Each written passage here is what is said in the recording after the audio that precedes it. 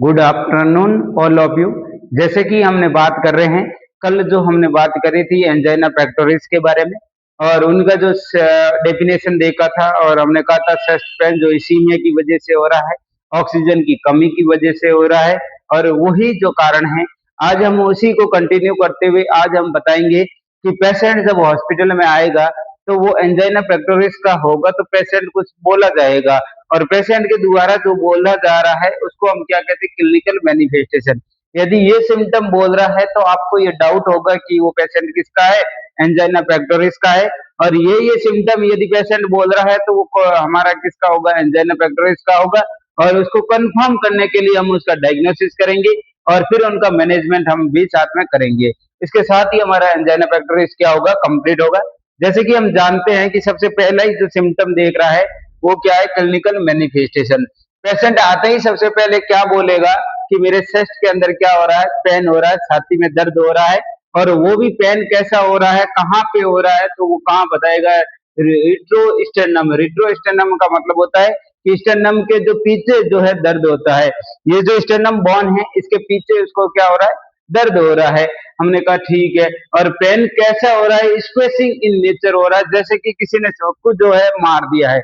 यदि कोई जो नुकीली चीज होती है वो जैसे हम जो पंक्चर करते हैं उस तरीके का जो उसको पेन होगा उसको हम क्या कहते हैं, स्क्वेसिंग इन नेचर। वो नेचर में दर्द कैसा होगा, पेन कैसा होगा, जो स्क्वेसिंग होगा।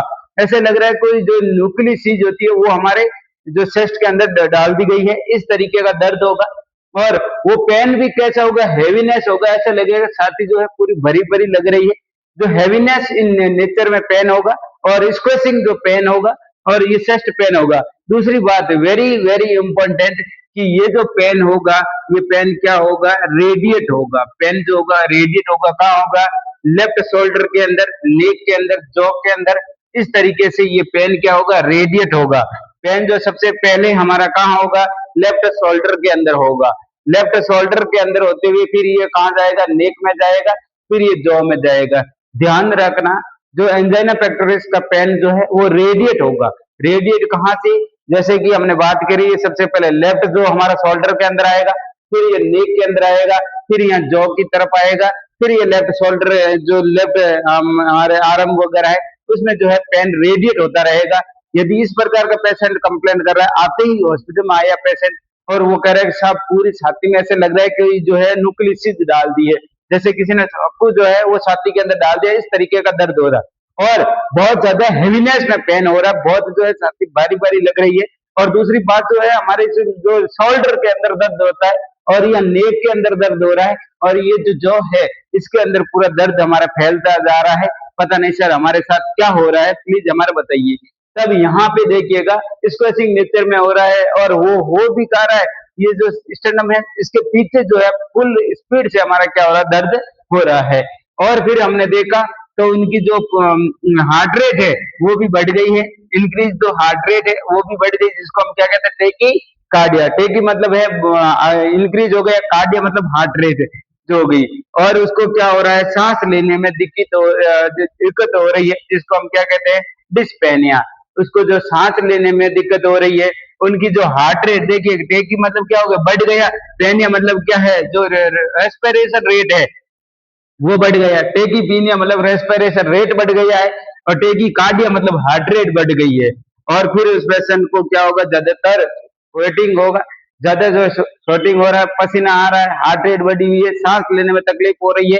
और उसके साथ साथ उसका जो पेन है वो रेडिएट हो रहा है, पहले शोल्डर में जा रहा है, नेक में जा रहा है और जॉ के अंदर जा रहा है। इस तरीके से पूरा पेन रेडिएट हो रहा है और पेशेंट को हेवीनेस लग रहा है, स्क्वेचिंग जैसा नेचर का, ऐसा लग रहा है किसी ने कोई चाकू वगैरह मार दिया होगा। ये सारा का सारा जो बीमारी है ये किसकी, हमारी एंजाइना पेक्टोरिस की बीमारी है। ये हमारे चेस्ट में पेन हो रहा है इस प्रकार से। अब हमने कहा सर ठीक है, आप आए हॉस्पिटल में और आपने ये सिम्टम बोल दिया कि स्क्वेसिंग जैसा नेचर का हो रहा है, हेवीनेस चेस्ट लग रहा है, आपका जो पेन है वो शोल्डर हो रहा है, लेफ्ट शोल्डर के अंदर जा रहा है, नीक के अंदर जा रहा है, जॉ के अंदर जा रहा है, ठीक है, पेन रेडिएट हो गया। और टेकिकार्डिया हो रहा है, डिस्पेनिया हो रहा है, टेकिपीनिया हो रहा है, स्वेटिंग हो रही है। इस सिम्टम से हमको ऐसा डाउट हुआ है कि ये किसका है, एंजाइना पेक्टोरिस। अब ये कंफर्म नहीं है, ये पेशेंट ने बोला, ये सिम्टम हमने जो है पेशेंट ने भी बोला और हमने भी पढ़ा और ऐसा लगा हमको कि एंजाइना पेक्टोरिस का। लेकिन अभी हमको करना क्या पड़ेगा, अभी हमें डायग्नोसिस करना पड़ेगा। डायग्नोसिस क्या करोगे, पेशेंट की हिस्ट्री कलेक्शन करोगे, पेशेंट से फिजिकल एग्जामिनेशन करोगे, उसका देखेंगे और ईसीजी करेंगे और ईसीजी में क्या बताएगा, नेगेटिव। और हमेशा ध्यान रखना, कभी कभी हम ईसीजी कराते हैं, कहते हैं सर हार्ट अटैक नहीं है, लेकिन हार्ट अटैक से पहले की कंडीशन है, इसलिए ईसीजी में कुछ भी नहीं बताएगा। इसलिए यहाँ पर देखिएगा एसटी सेगमेंट होगा, वो थोड़ा सा डिप्रेस बताएगा, बाकी इसमें कुछ भी नहीं बताएगा। यहाँ पे देखिएगा फिर अगला जो आएगा वो क्या आएगा, टीएमटी मतलब होता है एंड मिल टेस्ट। क्या होता है, एंड मिल टेस्ट होगा, जिसको स्ट्रेस एक्सरसाइज टेस्ट होता है। ये एक मशीन होती है, मशीन के ऊपर वो पेशेंट दौड़ता रहेगा और उसके होल्डर लगाया जाएगा, जिसको हम टीएमटी होल्डर के नाम से जानते हैं। टीएमटी क्या होगा हमारा, यहाँ पे होल्डर होगा और उस होल्डर को लगा दिया जाएगा और पेशेंट जो है उस एक्सरसाइज वाले पे क्या करेगा, दौड़ता रहेगा और साथ साथ में ईसीजी होती रहेगी। इसको हम क्या कहते हैं, टीएमटी मतलब एंड मिल टेस्ट होगा, ये इसी को स्ट्रेस एक्सरसाइज टेस्ट कहते हैं। इसमें उस पेशेंट को दौड़ते पे उसके चेस्ट में दर्द होता है, उसका पता लगाया जाता है कि ये क्या हमारी ऑक्सीजन की कमी की वजह से हो रहा है इसको। फिर हम क्या करेंगे, कोरोनरी एंजियोग्राफी करेंगे। तो कोरोनरी के अंदर जो हमारे रेडियो ओपेक डाई होती है, उनको हम क्या करेंगे, हम जो हमारी जो वेंस है उसके अंदर डाल देंगे और उसमें डालते हुए वो जो रेडियो ओपेक डाई होगी, जो डाइज होगी, वो धीरे धीरे हमारे यहाँ वेंस के द्वारा होते होते ये कहाँ तक जाएगी, हमारे हार्ट तक जाएगी।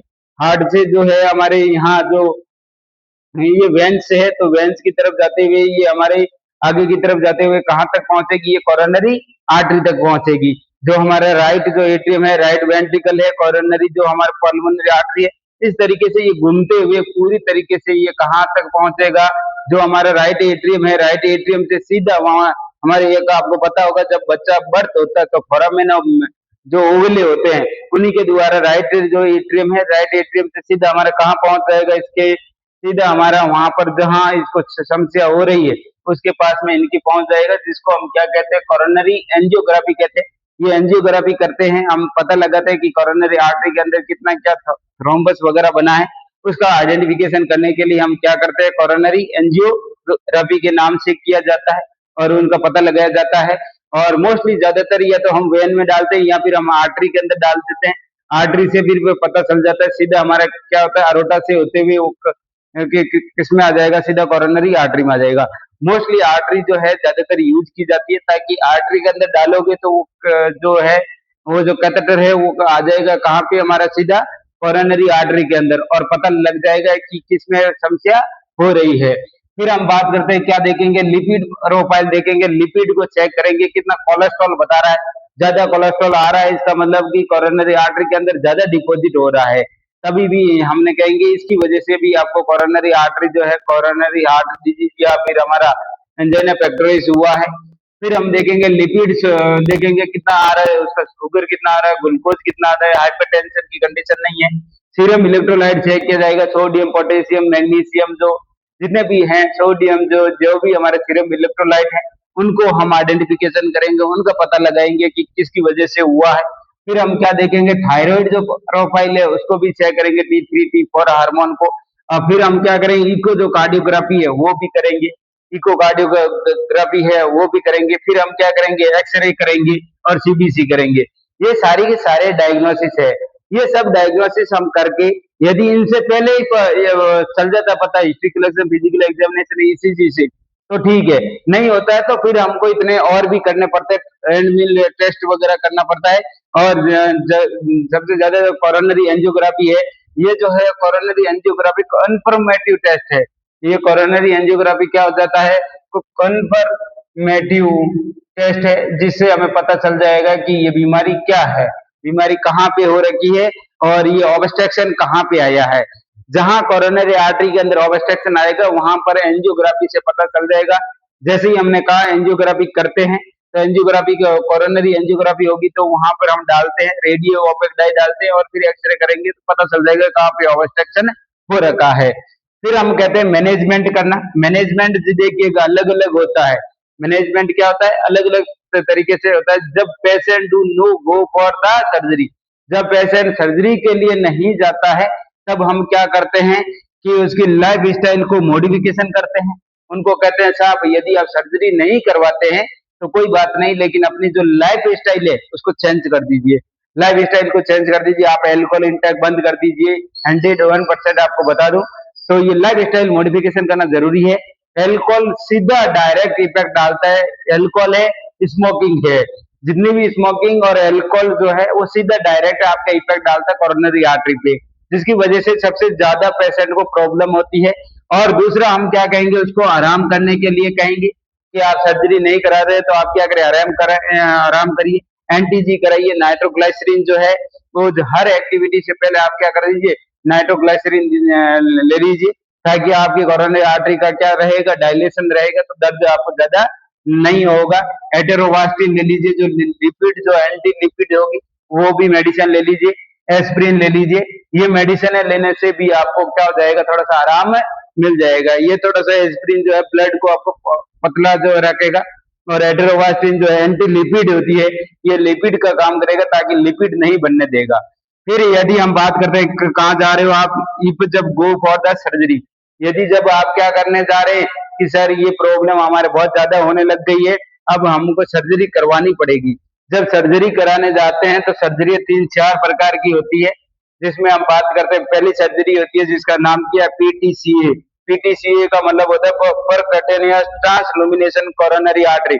हम क्या करते हैं, इसके अंदर होता क्या है, जो बॉलून होता है, जो बॉलून जो कैथेटर होता है, उसको हम क्या करते हैं, जो या तो हमारे रेडियल आर्टरी से या फीमोरल आर्टरी से क्या करते हैं उसको, ये जो हमारे जो बॉलून कैथेटर होता है या तो फीमोरल आर्टरी से या फिर हम रेडियल आर्टरी से क्या करते हैं, उसको बॉलून जो कैथेटर होते हैं उनको अंदर डाल दिया जाता है।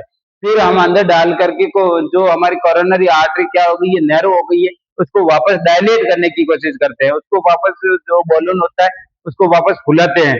यदि इनसे ठीक हो जाता है तो ठीक है, नहीं तो हम फिर अगला क्या करते हैं, कोरोनरी क्या करते हैं, एथरेक्टोमी। एथरेक्टोमी इसका मतलब होता है कि हम वही बॉलून है लेकिन उसके साथ में क्या डाल दिया जाता है, अटर जो कैथेटर होता है उनको डाल दिया जाता है, ताकि वो आपका जो कोरोनरी आर्टरी थी, जो आपके हार्ट के ऊपर जो कोरोनरी आर्टरी आ रही थी, उसके अंदर जो फेट है उसको क्या कर देगा, तोड़ देगा। ये जो आपका जो अगला बात करते हैं, ये क्या आता है आपका जो कटर जो कैथेटर होता है उसको ये क्या कर देगा, फेट को सारा तोड़ दिया जाएगा।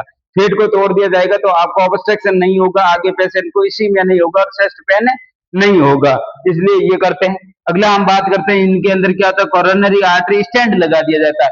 यदि बार बार पेशेंट यही कह रहा है कि साहब हमने ये जो ईटीसीए कर दिया, परक्यूटेनियस ट्रांसलुमिनेशन कोरोनरी आर्टरी करवा दी, हमने बॉलून कैथेटर डाल करके उसकी जो कोरोनरी आर्टरी थी उसको डायलेट भी कर दिया, फिर भी हमको समस्या जो समाधान नहीं हो रहा, बार बार चेस्ट पेन हो रहा, तो हमने क्या कर दिया, कोरोनरी एथरेक्टोमी कर दिया, अटर जैसा लगा करके उसको क्या कर दिया, पेट को तोड़ दिया, फिर भी समस्या ठीक नहीं हुई, तो हमने क्या कर दिया, कोरोनरी आर्टरी स्टेंट लगा दिया। जो स्टेंट आता है स्टील का, जो इस प्रकार का जो स्टेंट आता है, तो उसको हम क्या कर देते हैं, जो कोरोनरी आर्टरी थी उसके अंदर डाल दिया जाता है, और फिर वापस क्या नहीं होगा, इस तरीके से जैसे मान लीजिए ये जो हमारा अरोटा है, ये जो अरोटा है, इनकी जो ये हमारी पता है आपको कोरोनरी आर्टरी आ रही, इसके अंदर इस तरीके से स्टैंड जो है वो बॉलून के साथ डाल दिया जाता है, फिर बॉलून को वापस निकाल दिया जाता है और स्टैंड वहां फिक्स कर दिया जाता है, ताकि वापस जो कोरोनरी आर्टरी क्या नहीं होगी, स्पाज्म नहीं होगी। इसलिए हम क्या करते हैं, कोरोनरी आर्टरी स्टैंड डाल देते हैं। फिर हम बात करते हैं, क्या करते हैं, कोरोनरी आर्टरी बाईपास ग्राफ्ट कर देते हैं। क्या कर देते हैं, कोरोनरी आर्टरी बाईपास जो ग्राफ्ट कर देते हैं। मान लीजिए ये जो कोरोनरी आर्टरी है, ये जो सप्लाई कर रही थी, यहाँ पर कोई ऑब्स्ट्रक्शन हुआ है, तो हम क्या करते थे, इस कोरोनरी आर्टरी को ही हम यहाँ से, यदि मान लीजिए ये ऑब्स्ट्रक्शन हो गए यहाँ पे, तो इस कोरोनरी आर्टरी को हम क्या करते थे, सीधा जो अरोटा से कनेक्ट करवा देते। किससे कनेक्ट करवा देते, अरोटा से। इसलिए इसका नाम देखिएगा, कोरोनरी आर्टरी क्या कर रहे हैं, बाईपास ग्राफ्ट बना रहे हैं। कोरोनरी आर्टरी का जहां से ऑब्स्ट्रक्शन है उसके अगले पार्ट को हम क्या कर देते हैं, किससे कनेक्ट करवा देते हैं, अरोटा से कनेक्ट करवा देते हैं। इसको हम क्या बोलते हैं, कोरोनरी आर्टरी बाईपास ग्राफ्ट के नाम से जाना जाता है। क्या बोलते हैं, कोरोनरी आर्टरी बाईपास ग्राफ्ट जो होता है वो बोला जाता है कि कोरोनरी आर्टरी बाईपास जो ग्राफ्ट होता है वो बना दिया जाता है, जिससे हम क्या करते हैं, जहां से कोरोनरी आर्टरी के अंदर ऑब्स्ट्रक्शन हुआ है, मान लीजिए ये जो पूरी हमारी कोरोनरी आर्टरी है, और यहाँ पे यदि क्या हो गया, ऑब्स्ट्रक्शन हो गया, बंद हो गया, तो इस कोरोनरी आर्टरी को अब हम क्या कर देंगे, सीधा डायरेक्ट किससे कनेक्ट कर देंगे, अरोटा से। इसको हम क्या बोलते हैं, कोरोनरी आर्टरी बाईपास क्या कर रहे हैं, ग्राफ्ट बना रहे हैं। पहले हमने क्या किया, बॉलून कैथेटर को कोरोनरी आर्टरी के अंदर डाला है, रेडियल आर्टरी और फीमोरल आर्टरी से बॉलून कैथेटर को अंदर डाल करके हमने कोरोनरी आर्टरी को डायलेट किया। फिर भी भाई को समस्या समाधान नहीं हुआ, फिर भी ये कंप्लेंट कर रहा है। फिर हमने क्या करा कि वहां जो कटर जो कैथेटर होता है उसको डाला ताकि पेट को तोड़ दिया जाएगा। ये करने के बाद में भी ठीक नहीं हो रहा तो कोरोनरी स्टेंट डाल दिया, कोरोनरी स्टेंट डाल दिया। अब वापस क्या नहीं होगा, स्पाज्म नहीं होगा, कोरोनरी आर्टरी वापस क्या नहीं होगी, स्पाज्म नहीं होगी। इससे बचाने के लिए कोरोनरी आर्टरी स्टेंट डालते हैं। फिर हम क्या करें, कोरोनरी आर्टरी बाईपास ग्राफ्ट करते हैं। कोरोनरी आर्टरी जहां से ऑब्स्ट्रक्शन हुई है उसको पकड़ के अरोटा से हम क्या कर देते हैं, कनेक्ट कर देते हैं। इन्हीं के साथ ये जो हमारा है एंजाइना पेक्टोरिस कंप्लीट हो गया है। और भी हम जानते हैं तो इसको क्या कहेंगे भाई, आराम करने के लिए कहेंगे, रेस्ट करने के लिए कहेंगे, एक्टिविटी से पहले हमेशा ध्यान रखना एंटीजी कब देना है, जो भी बताई गई है एंटीजी सबसे पहले कब देना, बिफोर एक्टिविटी। कोई भी एक्टिविटी करते हैं उनसे पहले दे देते हैं। और एंजाइना पेक्टोरिस एमआई के अंदर इतना ही फर्क है कि एंजाइना पेक्टोरिस मोस्टली एंटीजी से हमारी क्या हो जाती है, सबसाइड हो जाती है। लेकिन जो सेकंड टाइप है अनस्टेबल, वो ठीक नहीं होता, इसलिए तो उसको कहते हैं हम प्री इन्फ्रेक्शन एंजाइना, मतलब जो एमआई से पहले की एंजाइना है। इस कंडीशन से इस तरीके से ये पूरा पूरा आपको पढ़ना है, साथ साथ इसको समझना है और साथ साथ इसको हर चीज को देखते जाओ। जहां पे आपको डाउट होता है, जहां पे समझ में नहीं आया है, तो इस वीडियो के नेक्स्ट में जो आपका ये वीडियो कंप्लीट होता है तो वहां कमेंट कर दीजिए कि सर हमको ये कोरोनरी आर्टरी, ये परक्यूटेनियस ट्रांसलुमिनेशन कोरोनरी आर्टरी समझ में नहीं आया। इसका शब्द आप ऐसे करना कि जो गूगल है वहां पे इसके सारे देखना, वीडियो देखना, या आप जो आपका यूट्यूब चैनल है वहां पर आप क्या कर सकते हैं, इनके सारे वीडियो देखिए, पता चल जाएगा कि कैसे ये जो कोरोनरी आर्टरी, ये रेडियल आर्टरी है, यहाँ पे डाल रहा है कैथेटर और उसको बता रहा है। फिर ये देखना कि किस तरीके से वहां पे होता है, कटर वगैरह होता है, कोरोनरी आर्टरी स्टेंट कैसे डालते हैं, ये सब आप वीडियो देखिएगा, उसमें सब पता चल जाएगा। और कोरोनरी आर्टरी बाईपास जो ग्राफ्ट करते हैं इनका भी आप वीडियो देखेंगे तो आपको सब कुछ पता चल जाएगा। यहाँ तक जो इनमें से आपको कोई भी समझ में नहीं आया हो तो आप वापस इसी वीडियो के लास्ट में आप कमेंट कर दीजिए और फिर हमको बता दीजिए कि ये चीज हमको समझ में नहीं आई। इतनी देर तक आप